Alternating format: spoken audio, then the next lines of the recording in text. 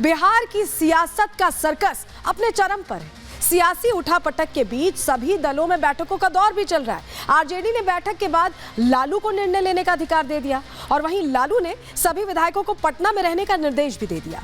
वहीं जेडीयू के सभी विधायक पटना पहुंच चुके हैं। नीतीश अपने आवास पर चाय पर चर्चा कर रहे हैं, लेकिन इस्तीफे की अटकलों के बीच अभी भी पत्ते नहीं खोल रहे। पटना में बीजेपी कोर कमेटी की बैठक हुई और फिर एक बड़ी बैठक हुई, लेकिन इस सियासी सर्कस में अभी तक नीतीश का सीएम पद पर बने रहना तय नजर आ रहा है। ठीक उसी तरह जैसे दिन के बाद रात और रात के बाद दिन आता है, उसी तरह बिहार में नीतीश आरजेडी के साथ सरकार बनाते हैं और फिर बीजेपी के साथ सरकार बनाते हैं। लेकिन हकीकत यही है कि गद्दी पर नीतीश फिर से बैठ जाते हैं। हालांकि बिहार की इस खेला में कई पेज भी हैं और जब तक वो सुलझ नहीं जाते तब तक पिक्चर क्लियर होना मुश्किल नजर आती है। और ऐसा हम इसलिए कह रहे हैं क्योंकि बिहार बीजेपी ने अपना प्रभारी के सामने बीजेपी सीएम की मांग रख दी है। वहीं लालू यादव विधानसभा स्पीकर के सहारे सभी ऑप्शन तलाश रहे हैं, समझने की कोशिश कर रहे हैं, जबकि नीतीश कुमार ने लालू यादव के साथ सियासी सफर की शुरुआत की थी। शुरुआत एक ही साथ की थी और एक ही सियासी पाठशाला से निकले हैं। 2005 में नीतीश कुमार बिहार के मुख्यमंत्री बने और उसके बाद से प्रदेश की राजनीति की धुरी बनते नजर आए। नीतीश के सियासी उभार के साथ ये भी देखा गया कि लालू की राजनीति कम होती या कहें कि सिमटती चली गई।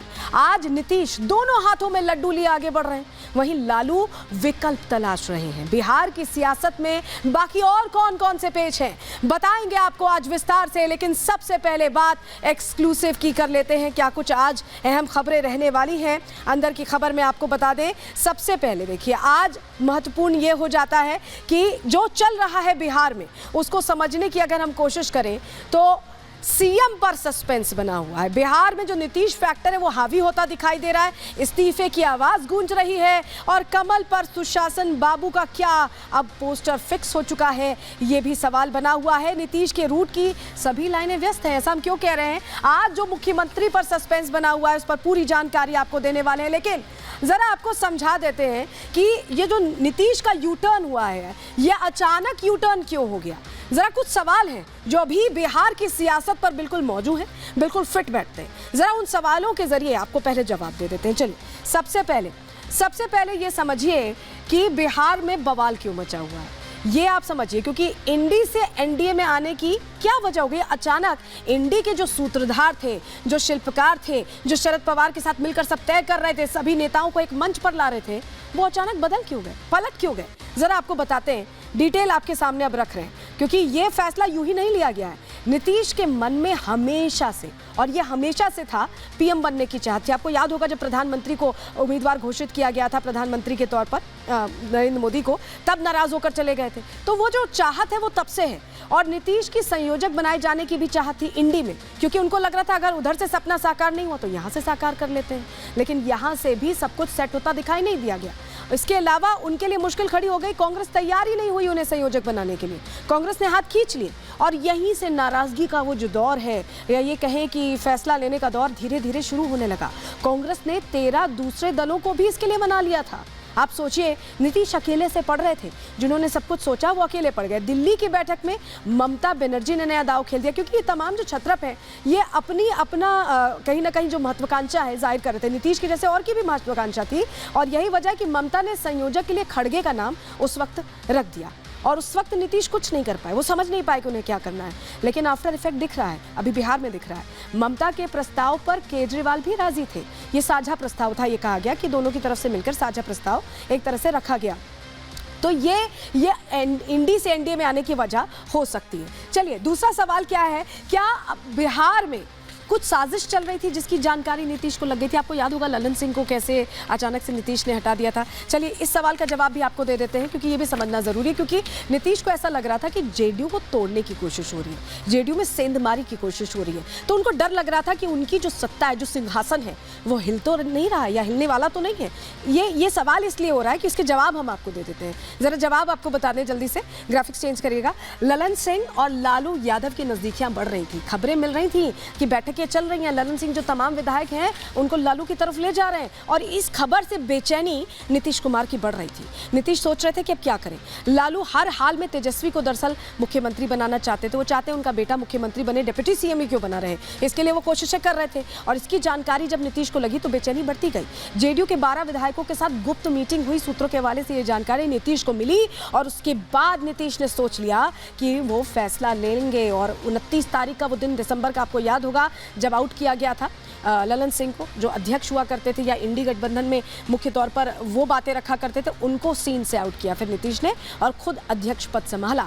तो ये जेडीयू तोड़ने की जो कहीं ना कहीं बातें चल रही थी उसको लेकर ये फैसला ले लिया गया। तेजस्वी को सीएम बनाने में मदद करने वाले थे वो विधायक जिनसे ललन सिंह मुलाकातें करवा रहे थे और इसीलिए ललन सिंह को सीन से आउट करना जरूरी था और इसीलिए 29 तारीख को वो फैसला लिया गया। देखिए ये तमाम चीजें की जा रही थी और इसको लेकर आरजेडी ललन सिंह को राज्यसभा भेज सकती थी, ये भी जानकारी मिली थी। ललन सिंह को ये जो महत्वपूर्ण भूमिका ललन सिंह निभा रहे थे, बहुत पहले से इस पार्टी में थे और वो जो भूमिका निभा रहे थे इसके बदले में उन्हें राज्यसभा भेजने की तैयारी थी, इसीलिए ललन सिंह को आउट किया गया। ठीक है, तीसरा सवाल अब आपको बता देते हैं। ये 2 सवालों के जवाब आप समझ गए।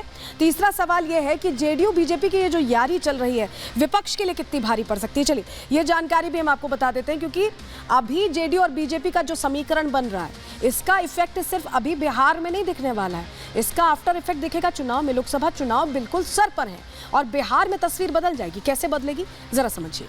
लोकसभा चुनाव 2019 में एनडीए ने उस वक्त 39 सीटें जीती थी जब 2019 में चुनाव हुआ था और अभी जो हालात बन रहे हैं नीतीश की वापसी से वही प्रदर्शन जब साथ थे तब लोकसभा चुनाव लड़े गए थे और उसके बाद अब दोबारा साथ हैं तो वही उम्मीद जग रही है कि और बेहतर प्रदर्शन कर सकते हैं और बेहतर नंबर्स आ सकते हैं और जादुई आंकड़े के और करीब आ सकते हैं। नीतीश का आना बीजेपी के लिए फायदे का सौदा है ये कह रहे हैं क्योंकि नीतीश की अच्छी पकड़ है शुरू से ही। देखिए मुख्यमंत्री बार बार बन रहे, 9वीं बार बनेंगे अगर अभी कल इस्तीफा दे भी देते हैं तो आप समझिए कि लोगों के बीच अच्छी पकड़ रही है। मुख्यमंत्री पद तो उन्होंने छोड़ा ही नहीं है। गठबंधन से नीतीश कुमार को भी फायदा मिलने की पूरी उम्मीद है। यही वजह है कि नीतीश ने स्टैंड बदला है, यू टर्न लिया है और कहा जाता है कि नीतीश अपने हिसाब से चलते हैं और यही वजह है कि बार बार बदलने की बात, तब्दीलियों की बात आती रहती है। जेडीयू ने 2019 में 16 लोकसभा सीटें जीती थी, 16 लोकसभा सीटें, इसके मायने बड़े हैं। 2019 की हम बात कर रहे हैं और अब जब प्रदर्शन होगा तो जाति सर्वेक्षण हथियार से नीतीश की जो सीटें हैं उनमें बढ़ोतरी भी संभव है। तो फायदा नीतीश को भी हो रहा है, नफा नुकसान नीतीश कुमार भी देख रहे हैं, तभी ये फैसला ले रहे हैं। बीजेपी का जो हिंदुत्व का एजेंडा है उससे नीतीश को सीधा फायदा पहुंचेगा। कैसे कैसे फायदा पहुंचेगा देखिए हम आपको बता रहे हैं। जो हिंदुत्व का एजेंडा है उससे सीधे सीधा फायदा पहुंचेगा। विधानसभा चुनाव में भी नीतीश को फायदा मिलेगा, यानी जब विधानसभा चुनाव होंगे तब भी बढ़त की उम्मीद है क्योंकि अभी लार्जेस्ट पार्टी नहीं है जेडीयू, अभी लार्जेस्ट पार्टी नहीं है, अभी आरजेडी लार्जेस्ट पार्टी है। सीएम पद सुरक्षित रखने में भी तब भी कामयाब हो सकते हैं। सबसे ज़्यादा बड़ी एक तरह से कहें महत्वाकांक्षा सीएम पद पर बने रहने की है और यही वजह कि अभी भी तब्दीली हो रही है तो सीएम पद को लेकर ही खींचतान चल रही है और उस वक्त भी बने रहने में कामयाब रह सकते हैं। चौथा सवाल क्या है, बिहार की राजनीति में आपने देखा होगा सब कुछ बदल जाता है, सत्ताधारी दल, पार्टी सब बदल जाता है लेकिन मुख्यमंत्री एक ही रहता है। तो नीतीश कुमार मजबूरी है या ज़रूरी, इसका भी हम आपको जवाब दे देते हैं क्योंकि अभी तक आपने देखा है कि बिहार की राजनीति में नीतीश कुमार परमानेंट टाइप के हो गए हैं। उनके साथ पार्टीज बदलती रहती हैं लेकिन वो उस कुर्सी पर काबिज हैं और काबिज रहने के लिए वो कुछ भी अपने हिसाब से गठजोड़ भी कर लेते हैं, पीछे भी आ जाते हैं। तो बिहार की सियासत में नीतीश क्यों इतने ज़रूरी है या सियासी पार्टियों के लिए मजबूरी है, ज़रा ये हम आपको समझा देते हैं, ज़रा डिटेल्स आपके सामने रख देते हैं। जिधर नीतीश होते हैं गठबंधन का पलड़ा अपने आप भारी हो जाता है, ऐसा लगता है बिहार की जनता उस तरफ खींची चली जाती है। कैसे देखिए 2014 में आरजेडी, जेडीयू और बीजेपी अलग अलग चुनाव लड़े थे, अलग अलग सबने चुनाव लड़ा लेकिन रिजल्ट्स कैसे रहे थे ये आप जानते हैं। जेडीयू की सिर्फ 2 सीट पर जीत दर्ज हुई थी। 2014 के आंकड़े आपके सामने रख रहे हैं और इन आंकड़ों से आप समझिए। लेकिन जब 2019 में जेडीयू और बीजेपी ने साथ चुनाव लड़ा तो तस्वीर बदल गई। 2014 से 2019 में बहुत तस्वीर बदली। जेडीयू ने 16 और बीजेपी ने 17 सीटें जीती, बढ़त मिली जेडीयू को 2 से आप सोचिए 16, काफ़ी बड़ी बढ़त थी। नीतीश कुमार संतुलन के सबसे बड़े फैक्टर हैं, वो बहुत माहिर खिलाड़ी हैं राजनीति के और 2019 में एनडीए ने बिहार की 39 सीटें जीती। 39 सीटों के मायने बड़े हैं आप समझिए क्योंकि अभी जो 400 प्लस का टारगेट है उसको लेकर सोचते हुए आगे बढ़ रही है भारतीय जनता पार्टी और बड़ी जीत के लिए बीजेपी को भी नीतीश की ज़रूरत है और यही वजह है कि दोनों एक दूसरे के साथी बनने को एक बार फिर से राजी होते दिखाई दे रहे हैं। लेकिन बिहार में जो तख्ता पलट का अभी खेल चल रहा है,